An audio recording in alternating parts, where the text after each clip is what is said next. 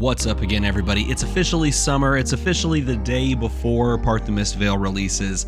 I'm hanging out in my robe because, let's be honest, I'm done working as a teacher for the time being, and I'm just going to live it up. So today we're talking about my absolute favorite deck coming out of this Part the Mistveil set. And yes, it's all centered around new, but in a different way that I've seen new sort of being built, period, end of story. I have not seen anyone trying this. Tell me in a comment below if you have been. But yeah, it came across my mind and I built it, and I've enjoyed it far more than any version of new that I've played.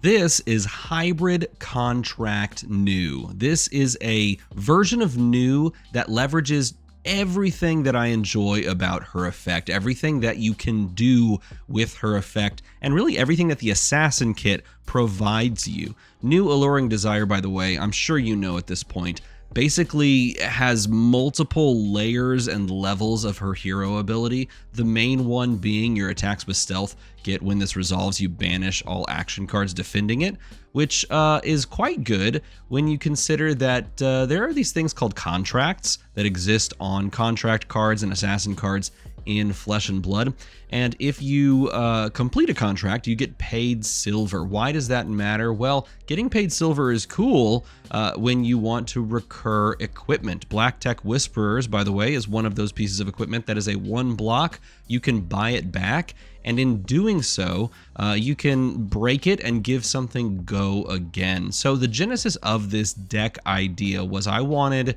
to pay off contracts, recur equipment, and go like 2 to 3 attacks wide on any given turn that I choose. And it works. It works quite well. So let's talk about the general, like, overall how this would look on a turn. So this deck is really built and centered around the idea of playing a contract card to start the things off. You could, even if you have the resources, start with Beckoning Mistblade to try and give a blue contract card go again and +1. But playing a contract card and then using our multitude of either Hiss to gain the Slither, pitching a blue, or Black Tech Whisperers with an attack reaction behind the attack that you want to give go again to be able to pop this and give it go again. Or a myriad of other ways to give go again, like, of course, you could play Path Well Traveled, that sort of thing. We want to start with a contract card and then follow up with any of these stealth cards, because the stealth cards that we have available to us are, very innocuous in nature, but if they are blocked by whatever meets the contract requirement, as long as our chain hasn't been broken, if these are even blocked by it, they will banish it and meet the contract for whatever we're looking for. So for example, if we send this Annihilate the Armed blue, you look at this and you're like, why are we playing blue Annihilate the Armed for 3? Well, if you pitch a blue and pay 2 for Beckoning Mistblade and this hits, which is pretty likely because our opponent's going to let it hit more often than not, then we're giving this +1 and go again on the face of it. And that means that Annihilate the Armed is a 4 go again off of a blue. It also triggers all of our Transcend cards because we're playing a blue. Of course, we have to pitch a blue, which is why our blue count's so high. But in doing so, we can then follow this up without breaking the chain, regardless of whether or not we met the contract here, banishing off the top, with something simple like Art of Mind Desire, which, when it hits the hero, banish the top card of their deck. And whenever it banishes a blue card, you draw a card and gain 1. Or the real just kicker of this is if our opponent blocks this with a card from hand, it can meet the contract requirement of this Annihilate the Armed. So if they block with an attack action card on any of our stealth attacks, on anything whatsoever, stealth-wise, then our contract is met and we gain silver, meaning that we can recur Black Tech Whisperers a fair bit of the time. Like, I've played games where I've recurred this 4 times, and that's just 4 sources of go again that I've used, or 4 extra life, 4 block. And it's not the only piece that we have as far as recursion is concerned. We can also play Shriek Razors into certain matchups that we don't want to be throwing daggers for. And this one I'm still iffy on, but I like the idea of it. And so you can pay 2 for this and just -1. It's like a mini shred at all times. And it also blocks 1, which is super fantastic. And there is, from what I've found so far, there's enough silver generation through these contract cards that you can recur probably more than 1 piece. I would argue that you might want to just go out and get the old Mask of Perdition, but this is just such a good card. So quickly running through all of the contract cards that we have, we play 3 Already Deads because this card is like CNC in a way. In fact, this was my replacement for CNC. If you're a budget list, play this instead of CNC because you can attack react on it with your cool attack reactions, right? We play red Annihilate the Armed and blue Annihilate the Armed. We play Leave No Witnesses because everybody plays Leave No Witnesses. And then when we dip down in here, we play Rob the Rich and we play Surgical Extraction. Surgical Extraction is just one of those slam dunk cards for Assassin that everybody plays already in the mainline new lists, and I've played in all my other mainline new lists.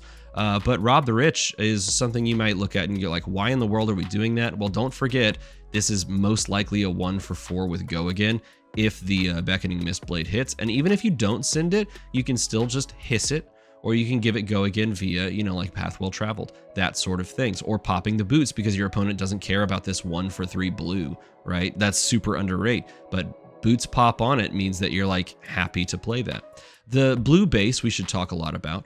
The blue base is made up of 5 sets of blue 1 attacks, and they're the best ones in my opinion. Art of Desire Mind, Bonds of Agony, which is busted. This is something we should also talk about with this deck.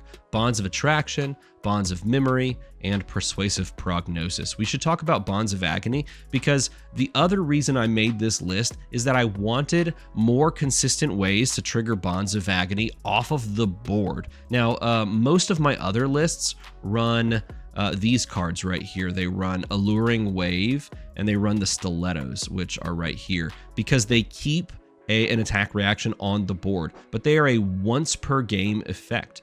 Whereas if we do the exact same thing with Black Tech Whisperers, we can buy it back because we've sort of garnered that effect. So late game, Bonds of Agony can still have a lot of merit to it. A Bonds of Agony with a card in hand can still represent the possibility of that attack reaction because we're putting these persistent effects and buyback effects on the board. So this card doesn't really lose as much power in the super fatigue late game as it does in other versions of the list that are running those those once per game effects.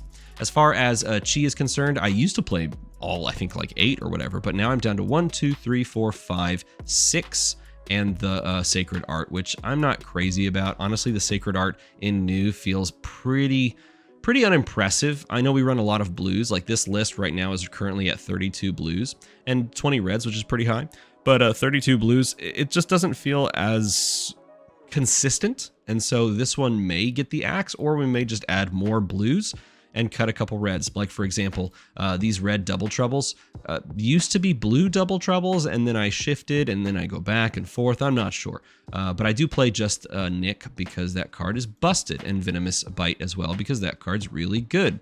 And of course, finally we have Codex of Frailty because that's a really good card as well. As far as the sideboard is concerned, we've got Inertia Trap ×2. In fact, I think I might put a third one back in here and cut one of these random pieces of equipment because I have way too much equipment. Double Oasis Respite. We are running AB3 Oasis Respite ×2, and as long as our opponent isn't stat Kano, sometimes we can catch them off with that and feel fine. 3 Sink Below and 3 Pick to Pieces Blue, which I'm not sure is super great into Enigma, but like it is what it is. We just throw it in there because Enigma is a problem. It's a problem. It's a pox already. But this is where the deck list stands. I have like literally Nerve Scalpel, Scale Peeler, and Spider's Bite all waiting in the wings to see which one you want. You could probably cut one of these, but I don't really want to. And then we've got the AB3 with Arcane Lantern, gloves, and boots. Because honestly, you're probably, with these boots, you're probably swapping these out and you're probably keeping cards in hand against a Kano to AB them. So popping boots and then playing more cards, generally not the best game plan. But let me show you a couple of lines of how this can play out. We queued up into the worst hand imaginable in drawing like 4 attack reactions, which is something that she does have a tendency to do. Well, not a tendency. Very rarely you can have those brick type of draws, but honestly, they don't happen that too terribly often. So on a turn like this, most likely our best bet is to just play like a Bonds of Agony type turn, where we just play bonds. We have double attack react. This is more of a traditional type thing. But the cool thing about this, having Shriek Razors on, is that we have the resources if we want to dump into this. And so if we go like, I don't know, Venomous Bite, pitching here, passing, doing this, like this is the normal stuff that you would see any other sort of new build do. And then on top of it, you could Shriek Razors just for the giggles if you wanted to, and pass on over. I do, this is so funny. I forgot that they gave them cards in hand, which is great, but I guess I'm gonna take all your zipper hits, hooray. Okay, look, that's the deck. If you wanted to know what the deck looked like for the practice dummy, there it is, which is pretty funny. I do like arsenaling slithers and things like that, by the way. It's a pretty solid little arsenal target. Here we have a 2 attack, and we're just gonna say pass. Okay, this is a fun little turn to describe how this would look. So on this turn, we can start by going, pitching that for Annihilate the Armed. Okay, if they don't block this, then all of a sudden this next Annihilate the Armed is coming for 4 with Go again. We don't have to snap on it, which is great. By snap, I of course mean Black Tech Whispers. It's gonna hit, it's gonna gain us a silver. More often than not, against most decks, that gains you a silver, which is pretty solid. I'm a fan of that. You can then take the Tunic resource, play red Annihilate the Armed. If our opponent blocks this out, doesn't allow it to hit, then we can go again it.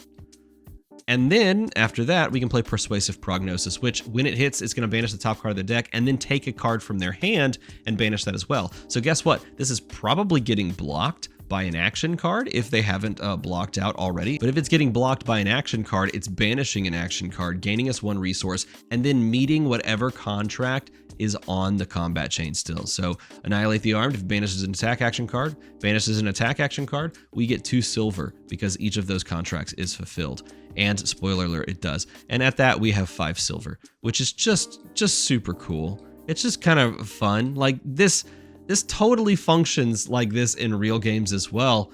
I know because I've done it to a lot of people, and they are not necessarily expecting it to do the thing that it is doing. So tell me if you've messed around with contract or hybrid new yet. If you have, sound off in a comment below, because I think it's a blast to play. It's really fun, and it's something a little bit off the beaten path, and that is what I love about card games. Taking something that people have started to like really connect with or think that they know, and just shifting it a little bit.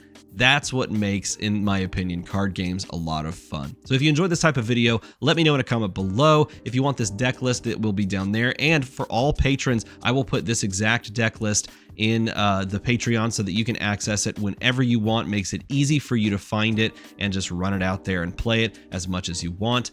And support on Patreon. Make the number go slightly higher so numbers go up, and hang out with me tonight on stream when I let chat decide what Nationals decks to bring, and they're gonna buy the cards for it with my money, and that's gonna go really well, I'm sure. As always, thanks for watching.